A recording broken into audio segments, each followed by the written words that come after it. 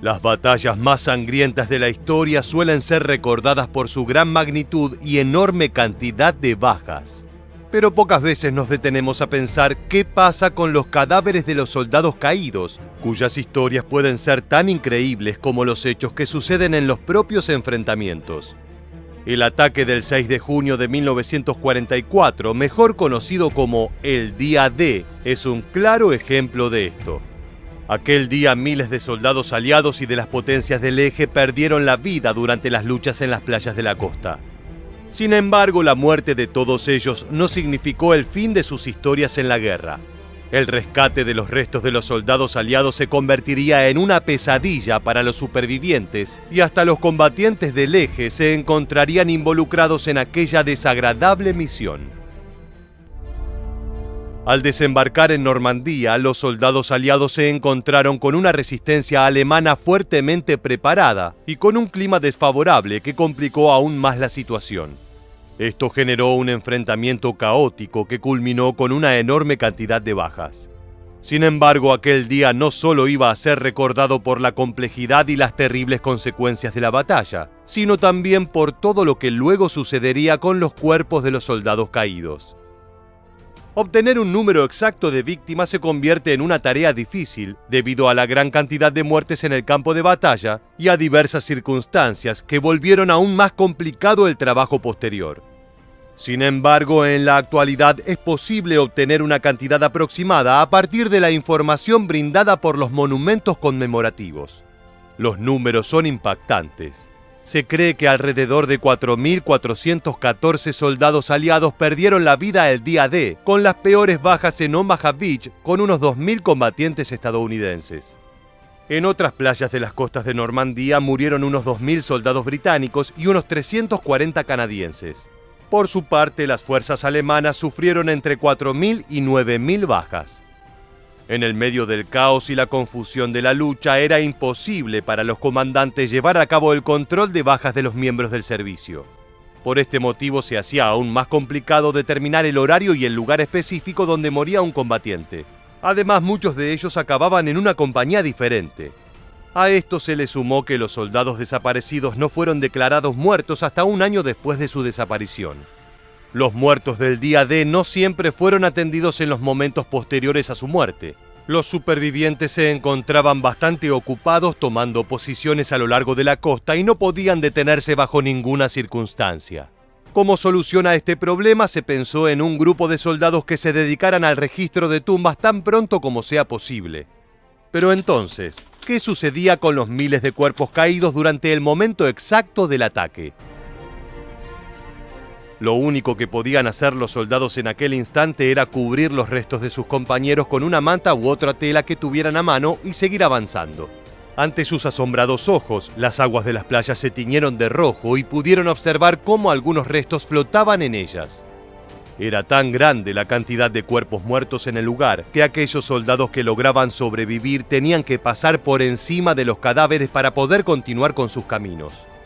Algunos de los combatientes podían ver cómo los cuerpos eran arrastrados con frecuencia hasta la orilla. Así, la cantidad de restos que debían recuperar y enterrar en tumbas provisionales no dejaba de aumentar. El panorama ya era digno de una pesadilla y, sin embargo, lo peor estaba por llegar. Una vez que las tropas aliadas tomaron las posiciones alemanas y pudieron controlar las playas de Normandía, tuvieron que adentrarse más en Francia y en el resto de Europa. Pero la continuación de su trabajo se vio interrumpida por los miles de cadáveres que había detrás de ellos.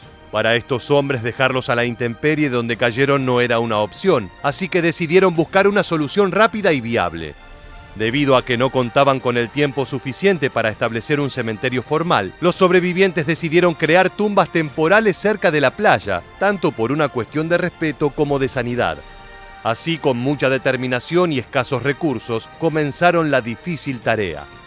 Uno de los encargados de realizar y guiar este trabajo fue el sargento Elbert E. Legg.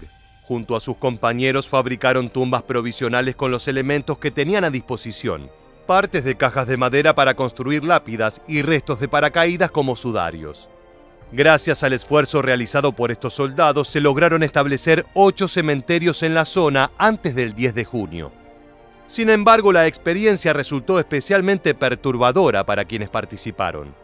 Así lo comenta el soldado Thomas J. Dowling, quien recuerda que los cuerpos de sus colegas se descomponían tan rápidamente que hasta el esfuerzo por enterrarlos antes de que esto sucediera resultaba en vano.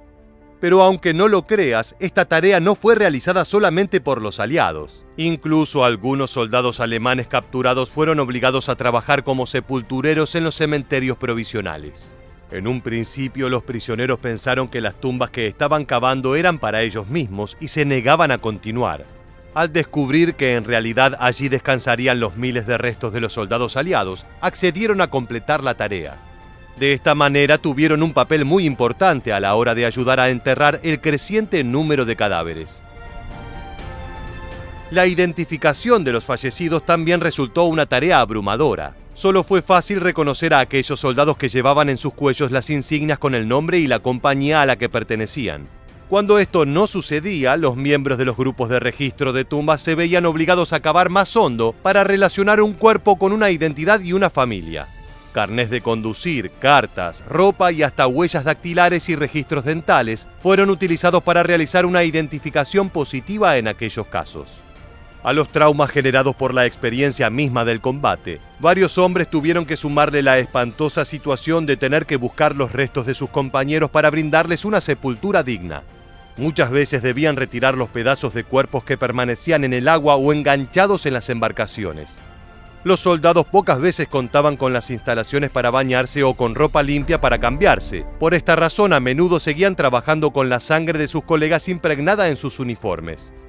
Como si todo esto fuera poco, los alemanes en retirada solían colocar explosivos en los cuerpos, haciendo que la experiencia fuera sumamente peligrosa, además de desagradable. Sin embargo, a pesar de los esfuerzos realizados, los restos de algunos soldados jamás fueron encontrados. Pero no todo terminó allí, ya que la repatriación también llevó su tiempo, generando una gran angustia para las familias de los muertos del día D. En primer lugar, porque ningún fallecido sería devuelto a sus hogares hasta el final de la contienda en 1945. Sumado a esto, los oficiales debían coordinar la repatriación de los soldados que murieron en todo el mundo, retrasando aún más el encuentro. Finalmente, en 1951, más de 179.000 cuerpos fueron devueltos a sus familias. Sin embargo, algunos combatientes se encuentran en tumbas permanentes en Europa, lejos de sus ciudades de origen. Lo sucedido con los cadáveres del día D marcó la vida de muchas personas. Los soldados sobrevivientes y las familias involucradas quedaron con secuelas difíciles de olvidar. Algunos de los caídos fueron recuperados y registrados por el personal de registro de tumbas. Otros fueron enterrados en el campo de batalla por sus propios compañeros, mientras que aquellos que se perdieron tuvieron un destino mucho más desolador. En la actualidad existen 27 cementerios militares en la zona que incluyen soldados tanto del bando aliado como de las potencias del eje. Especialmente conocido es el cementerio estadounidense de Normandía, ubicado junto a la playa de Omaha, en el que reposan 9.387 militares. El famoso cementerio cuenta con un jardín de los desaparecidos con monumentos conmemorativos para 1.557 miembros del servicio que nunca fueron recuperados. Esto hace posible rendir homenaje a todos aquellos que participaron de este histórico enfrentamiento, aún sin importar el trágico destino de sus cuerpos. Esta fue la impactante historia de los caídos en Normandía. Gracias por acompañarnos hasta el final. Nos reencontraremos en el próximo video de Historia Militar.